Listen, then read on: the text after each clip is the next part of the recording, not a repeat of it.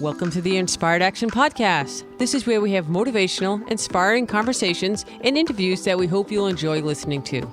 If you're interested in creating more balance in your life, understanding your 5-element energetic nature, finding the path of greatest ease, or releasing the baggage of this lifetime and discovering ancient alchemy that can help you fly in your life, join us and other inspired actioneers on this alchemical transformational journey. Welcome back to the Inspired Action Podcast. My name is Jay. This is Pod 72. I'm here with Lita Herman, as always. Welcome back, Inspired Actioneers. Today is part 2 of our Joy of Movement podcast.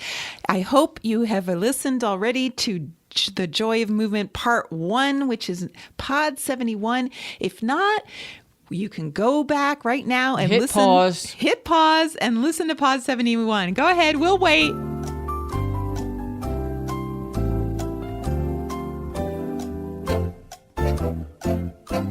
We packed so much into it. We had to break this into 2. So this is the second one, and we hope you enjoy it. The taxations. Can you explain the 5 taxations? And maybe that'll help people understand a little bit of the challenges and the different ways of the movement. Yes. So it's all about balance. I remember we kept saying for each of these things, don't overdo it. And that's what we've discovered. A little of this, a little of that, and definitely a lot more fun than many of us are having. Variety is key. Moderation is key. No excess of any one thing. I'm going to add bouncy house onto my list. Yes, you need to definitely find fun, right? Yeah. How about those gyms that have those giant trampolines? Ooh, that's what you need to do. I think we have to go find one. Yeah. We'll have to go when it's adults only. I don't want to bounce some kid through the roof or something. I could just imagine them boing, flying off. Boing. Yeah.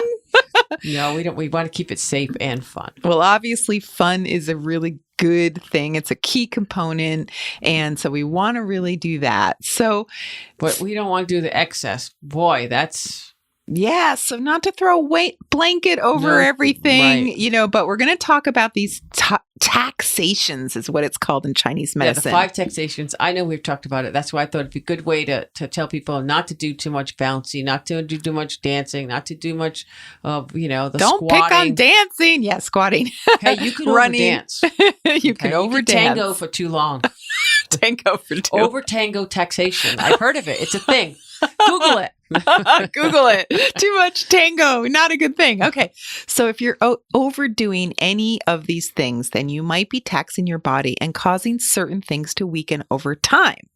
So the 5 taxations are... No drum roll. Okay. It's too much lying.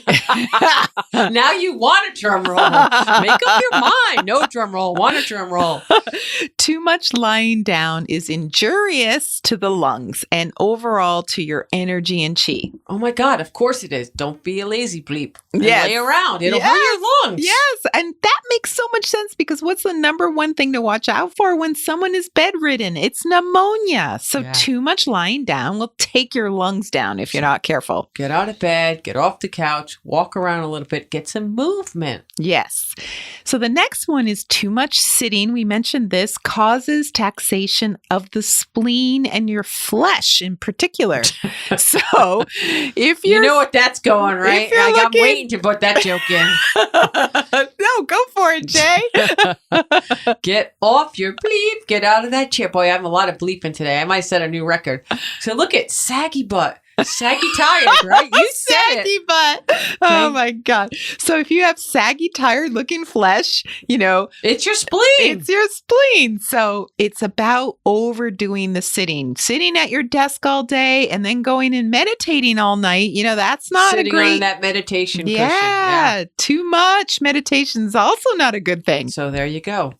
So now it seems impossible to do too much walking, but even too much walking can be too much. So if you had to walk all day, maybe for your job, maybe you work in the forest and you walk around, I don't know, be one of those forest managers. You forest walkers. Yeah. Watch out. All 6 of you.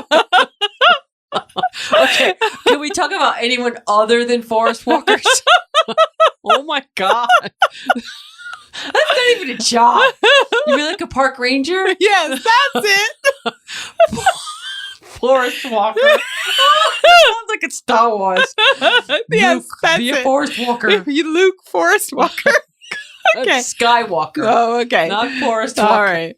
Well, that's walking too. So don't walk in the sky too much. All right. So if you're walking too much, she's still laughing. All right. I'll give her a moment. Laughing too much is bad for you. It's good for you. So if you're So other than park rangers. if you're walking too much and then you do that for your exercise, Yep. Go ahead. then you might tax your liver, which would also hurt your sinews, which is what we call your muscles, tendons, and ligaments. Okay, but what if you're a forest walker with a drinking problem? Why does that Your have any- liver is shot. Oh, your liver. Yes, Okay, that's so it. don't walk and drink. Slow down. Don't walk. Stop and smell the roses. It's just not, just don't walk through like the repetitive motions of doing it over and over and over, right? So that's a certain category of taxation. The overreaching, the overwalking, it's not healthy for the liver. You know, and Jay, it's not even just walking too much or doing any one thing too much. It can also be about repetitive motions. And, you know, I want to talk about this in relation to the liver, because when you do the same thing over and over again in a certain way, it's also going to be taxing to the liver in particular. And so you might even find that someone who is doing a repetitive motion like that over and over and over again starts overreacting to life in general. And so that's just a sign that the liver is really upset. And therefore, the sinews, the muscles might be really upset. You might be hurting your body a lot in ways where it doesn't make sense. Like, gosh, I just picked up that bag and my arm hurts. Like, it shouldn't hurt. Well, you have an angry liver. Yeah, you might have an angry liver. Wow. And so Is that a thing? That is a thing. See, angry liver. Yeah. So you've overtaxed. You've taxed it. Yep, you've taxed it. Okay. And the other taxation that's not so much to do with movement in general, but since we're talking about the 5 taxations, I thought I'd bring it up. And that is about your eyes. So if your eyes are doing too much staring, so all that screen time, you know, too much staring is bad for the heart. That is fascinating. I do think we're heading into an epidemic of that too much staring. And so if it's bad for the heart, what does that mean? It means that you might have trouble sleeping. That's a number 1 heart issue. It's a common symptom. And so it's why I'm such a big proponent of not bringing your phone to bed with you.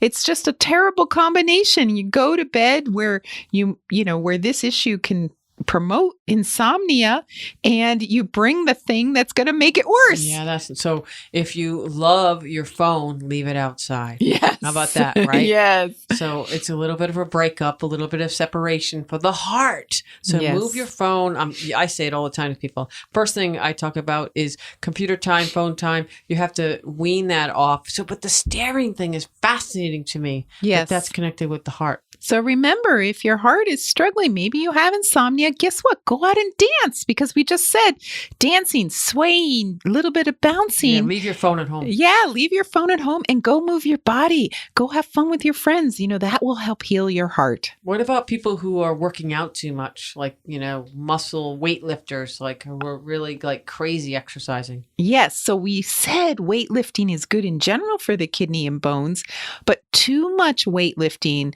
if you're really, really doing excessive amounts of weightlifting, that's going to tax the kidneys and the bones. So if you're really into powerlifting, that could be excessive. Yeah. Muscle head, lift, change it up. Add variety. Yes. I'm joking. Do not come and kick my ass. Bleed. Yes. Okay. No. It's just, again, it's about that too much of a good thing isn't a good thing anymore. Yes. Right? And so that's, you have to kind of think about that. That's really a rule of life, isn't it? Yeah, I think so. That is deep. Now I feel like I'm going to get my bleed by the muscle heads. Yes. The I'm muscle going to heads. cut that out. They're Take that coming to out. get you. Yeah, so variety is the spice of life. Who said that? Anybody know? I don't know. If you know, let me know. Okay, we need some more variety in general. That's a good thing. People need to be curious. People need to be adventurous. They need to find more things to do, more ways to move the chi. Yes, seasonal activities, new hobbies, new challenges. They don't have to be huge. You could just find things that are enjoyable. And I think this goes hand in hand with being a lifelong learner, learning new sports, learning new hobbies. I recently shift things up. I'm not just running all the time, even though I love running. Like we said earlier, ping pong, spin class, swimming, the stair monster, things that are always moving around. Moderation. Don't do anything too much, but you need to find what works for you that brings you joy. Yeah, and I've recently even begun to do a little bit more cardio that's not running because I wanted to kind of mix it up. Again, I Yeah. didn't want to tax my liver. So, I love this T25 program that I've got, and it requires some jumping, which is good for my heart. So, some stretching, I'm trying to mix it up and really get that variety. So I love T25 as well. I did it for many, many years. And, let's Sean T, let's show him a little bit of love. We'll put him in the show notes. Yes. I mean, if you haven't heard from Sean T, he's an amazing motivator in the world, and he gets people to move their bleep. Bleep. Okay, I'm trying to set a record now. Bleep. Move their bleep donkey. He's so inspiring. So do you think everyone is getting it? Balance, variety. Let's make sure you're enjoying it. Then there's the idea of feeling how you feel after you exercise. So what we say in Chinese medicine is don't just do the exercise and just then go back to your life. Take a moment and think about how the exercise makes you feel in your body. Yeah, how does it make you feel energetically? Do you feel happy? Do you feel joy? Do you feel strong? Do you feel good? I think we should keep going. We were going to stop here, but I think we should just keep going. Yes, this is the idea of applied kinesiology. So, they've proven that once you become experienced in a movement, and, there is a learning curve, so maybe not right in the beginning. Some are longer. Yeah. So learning Tai Chi takes a while, for example. So let's say you're doing Tai Chi and you're just doing it and going back to work or whatever you're doing and you're not thinking about it. But let's just say you took a few minutes at the end of your Tai Chi to really think about how your body felt doing that movement. And you're getting some benefits of having done the movement even afterwards. And what you're starting to do is train your mind. So, if you actually do this, it's like you're visualizing it. So let's say that day you forgot to do Tai Chi, you don't have time, you're just rushing, but you take a few minutes now to visualize doing it. Maybe you're on a plane or in a car, you can't do Tai Chi there, but you have a little time. So you go through the exercise in your head. And guess what? You're getting the same benefits as if you've done it yourself. And they know this. They've proven this with top athletes. Reviewing things in your mind and visualizing it has really big benefits. Yeah, something I've been doing for years on many different things. We always could, this is a bigger conversation that we won't be able to finish today, but we also could put it into the zone. We talked about the visitors, when we talked early in the podcast about being in the zone, athletes in the zone, the Wu Wei, that's also can be enhanced with visualization. If you think about the outcome in the process over and over and over, I think that's something everyone should definitely do. But don't lay on the couch and do visualization. Yeah, right. Okay, Lita said I could just think about it. No, that's not what she's saying. That's what I call lazy Tai Chi. Oh, another one. But it does have some benefits. When you start to think about Tai Chi, you should start to feel the Chi starting to move already. So Yes. that's the mental exercise. Yes. So the body reacts to the mental thoughts. Yes. It goes, it's kind of the mental training to your physical training. You're programming the body's tissue and muscles and sinews to react in a specific way. And, I think a lot of Olympic athletes are being told to do this now. I mean, this is a really big deal. This isn't just Chinese medicine anymore. This has been proven and people are really embracing this. So I think everyday people need to start to think about this. Totally. So let's think about exercise in general and when it becomes important to include it in your life. Because technically speaking, when we're younger, we don't really need to move our body as much as when we're older. Well, I like to tell people to move it or lose it. Yes. Okay. And that's it's a joke, but seriously, you have to stay in motion. And one of the things that I've talked with Lita about many times is the age cycles in Chinese medicine. And let's just drop that in, not to drop another huge bomb in here, but let's talk about the age cycles in Chinese medicine. And we're putting the pieces together of this puzzle to see how it fits and works for you. Okay. Just all right. a short This is bit, great. Lita, just a little bit. I love this. I love this. So we call these the cycles of 7 and 8. So basically, women and men have a slightly different kind of growth pattern in life. Women go in 7-year cycles and men go in 8-year cycles.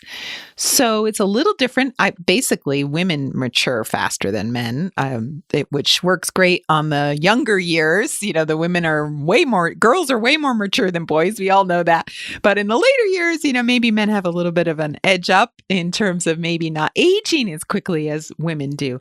But basically, what Jay's talking about here is until you're about 28 years old for a woman or 32 for a man, so that's the 4th cycle, your body is in really good shape. And it's not until after that time that you start to experience a slight decline in your sinews, which again are your muscles, tendons, and ligaments.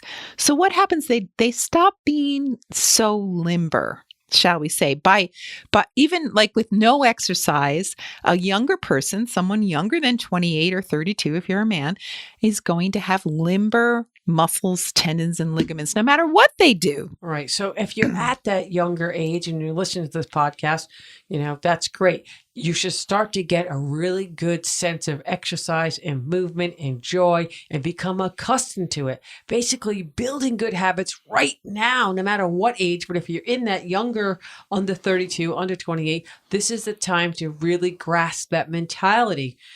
Build good habits. It'll serve you well into the years that are coming, the other cycles. And then if you're not that, if you're slightly older, what can they do about that, Lita? Well, first of all, I just want to go back to what you said. I wish when I was in my 20s, I was an intellectual. Let's just put it that way. I was a bookworm, right? So I sat on my bleep a lot. I really didn't exercise as much as I could have. So I created a lot of bad habits. Yeah. And those are the habits that have been so hard to break in my later years. So I really think Jay brought up a great point here, which is start now, even if you're in your 20s. We have a lot of people who listen to this podcast who are in their 20s and they really want to sort of get ahead in life before, there's a lot of listeners who are in their 40s and 50s who are like, how do I fix these problems that I created? Challenges. Right. And these so challenges. It's about really knowing that you want more. You want to do things that are good for your mind, your body, your spirit, everything. You can click off all the good boxes here if you just figure out what you want to do, what you love to do, and you can change. It doesn't have to be, I want to become a runner or I want to do, ultra running or for the rest of my life. No, it's about finding things that bring you joy, that are movement. Work on your self-cultivation. The moving of the qigong, tai chi, those will come in combination with your meditation, your self-cultivation. It's like a big package we're building here. Right. So let's get back to the cycles of 7 and 8. So the 5th cycle, which is 35 for women and 40 for men. So by that age, exercise, I have to say, becomes mandatory to keep your body vital. So that movement of your chi through those muscles and tendons and ligaments keeps them limber. If you don't, I guess it's that move it or lose it thing, Jay. Lose it. Yeah. So I'm not sure that the ancient philosophers said it like that, but this is what they meant. Think you're sitting around philosophizing things, and they were like, move it or lose it. And there is something in Chinese medicine that we call sinew changing exercises. It's about stretching and also cardiovascular, quick and rapid movements with tension. That's called resistance training today. Yes. And now we have the HIIT workouts and, that's to some degree for sure. But, that's resistance training. Yes. And so this is really important. So these kinds of workouts, and Jay knows a lot about different ones. So, maybe she has more to say on that. But these are really important when you get to that age group.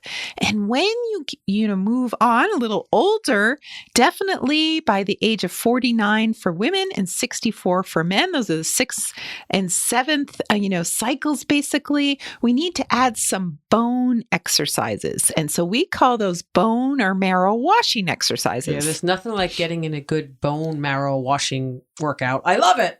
Okay. Let's go to the gym and wash the bones. So it's really, it's similar to adding those weight-bearing exercises that we talked about earlier. So specifically, those exercises are about holding your breath and causing some oxidative stress on the body, getting some perspiration, some sweat going. It's like isometric holding in tension.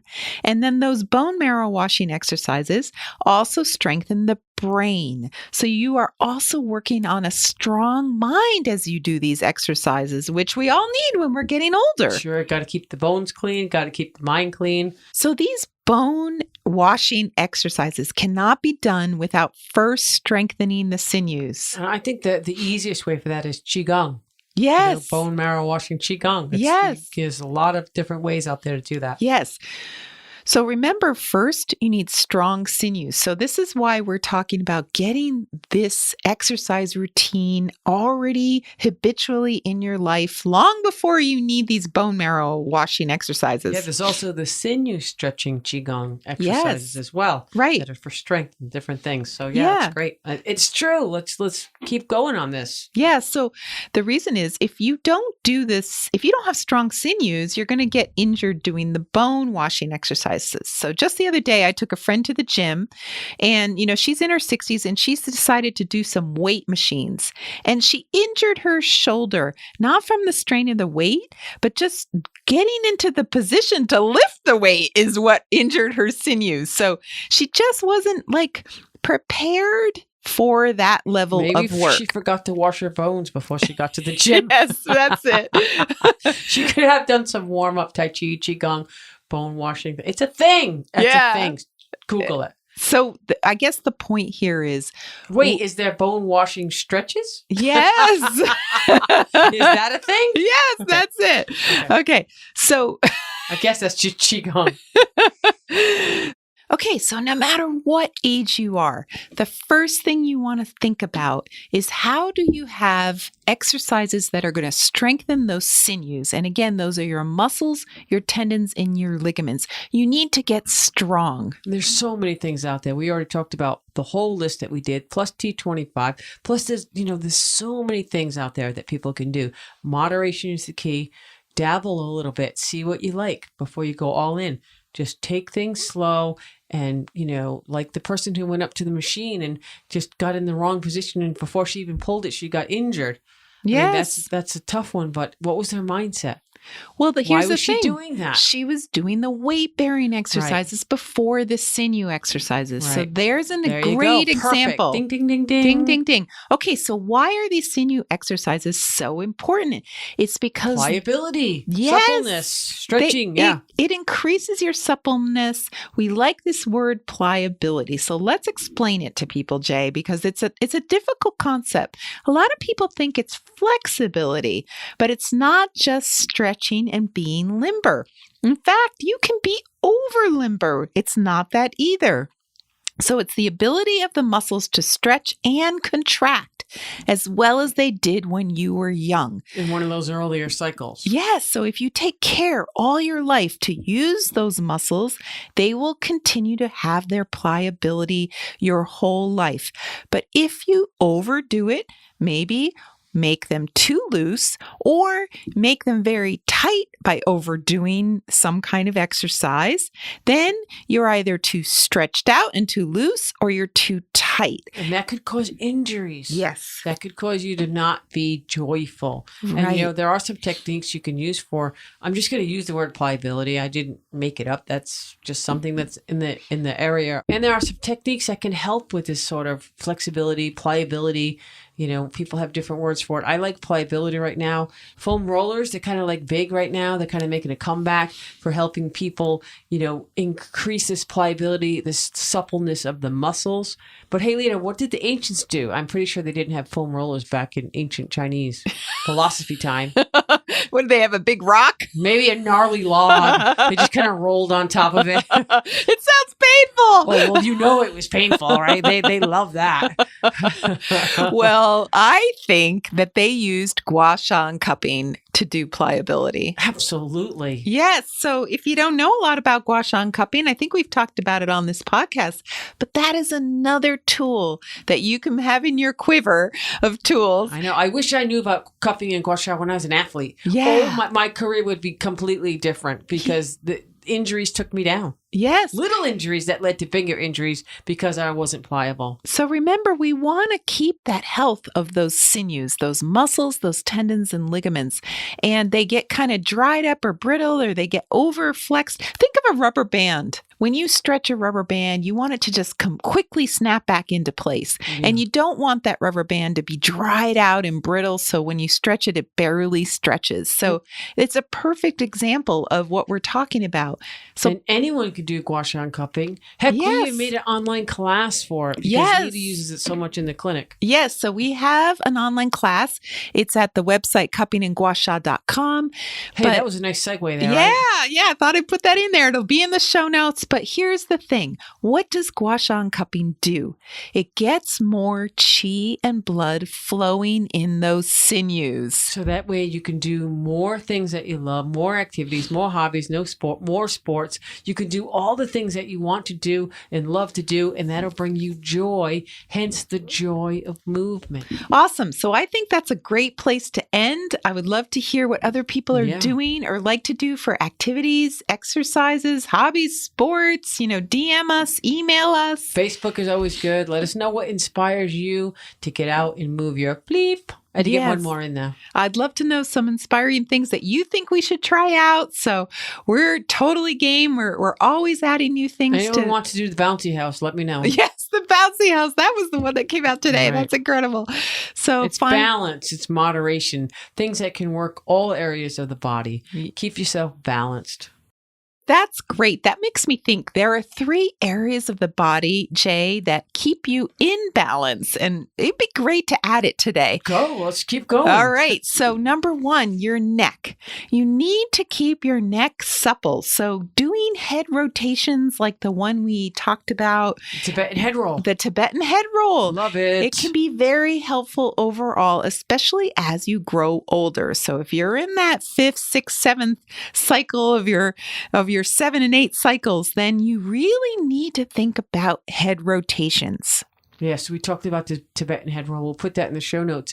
But that is really good for wood people. That one exercise literally changed so much for me because people who move at a fast pace, if you do the Tibetan head roll, you learn how to move at a glacial pace. Yes. And that's life-changing for some people. And it's one of my favorite things to do. And you got to learn it. So if you're thinking you move too fast in the world, guess what? It checks off the neck thing too. Yes. Boom. So that's really important. So you need to have that mobility of the neck. Think about how as you get older, people get stiff and the neck especially, when they're driving, they can't turn their neck to look backwards. That's just not acceptable. You need to keep attending to the neck, rotating the neck. Fantastic. What's next? Okay. The next one that you really need to attend to is your calf muscles, making sure that they're strong. So you need small amounts of jumping or running to keep them fit. Maybe walking, if you can only walk. Right? Yes, but I do think the calf muscles in general really get strong with a little bit of jumping or running. So, spinning, my calves yes, rocking spinning. It now. Some people just jump on a trampoline a little bit. It's great. Okay. And finally, all the ligaments and tendons in your hips and shoulders, those are really important. So you have to be able to throw something or do a very quick exercise. Like playing tennis has a lot of sudden movements.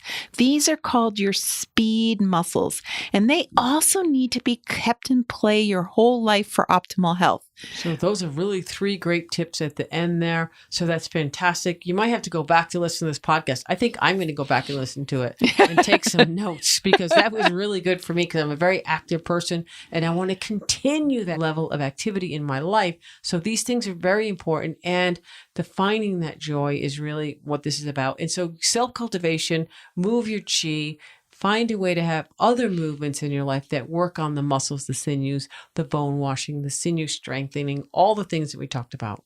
You know, one of the things I think about, Jay, is like when I'm older and I have grandchildren or whatever, you know, if that grandchild is like running around playing, I want to feel strong enough to join that kid. Like just because I'm older, I still want to feel young in my body. And these are the secrets of Chinese medicine of how to do that. So ancient philosophy here, just move it or lose it. Yes. So just do it. Oh, wait, I don't know if we could say that. That's a Nike slogan there. Can we say just do it? I think we can. We're going to say it anyway. That's right. It's copyrighted. No, we cannot say it is copyrighted. We're going to say it anyways because you know what? I'm going to throw in one more bleep. Just get out there and do it. Just do it. What the bleep? Who cares? Move your body, move your chi, smile, open your heart, and move your mind. All right. Bye. Bye. You've been listening to the Inspired Action Podcast, and you've reached the end. Woohoo! Woohoo. Why not celebrate a little bit and click that subscribe button right there. We love having you with us on this journey, and we want it to continue. You can also rate and review this podcast. And if you have already, thank you so much. We read all reviews, and your reviews help other people find this podcast as well. You can also be a part of this podcast yourself by submitting a voice recording message and emailing it to us at Lita@inspiredactionpodcast.com or Jay@inspiredactionpodcast.com. And if you want, you can join our Facebook group or follow us on Instagram. Join us next week for another Inspired Action conversation. And thank you for listening. Thanks for listening, and remember to hug the dog.